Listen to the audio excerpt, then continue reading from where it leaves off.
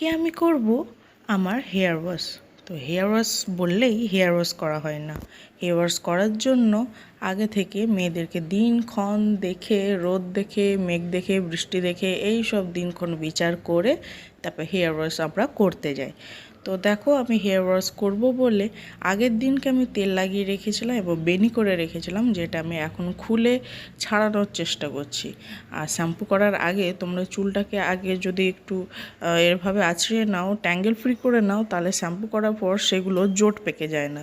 তো দেখো ভালো করে আমি ছাড়িয়ে নিয়েছি আর দেখছি আমি আমার চুলগুলো কেমন একা বাঁকা লতা পাতার মতো হয়ে গেছে।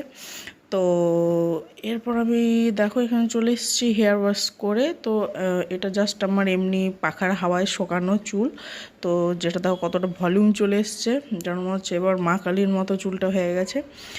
তো এখন আমি সিরাম লাগাইনি, তো এরপর আমি লাগাচ্ছি সিরাম, যেটা হচ্ছে লিভনের আমি ইউজ করছি এখানে।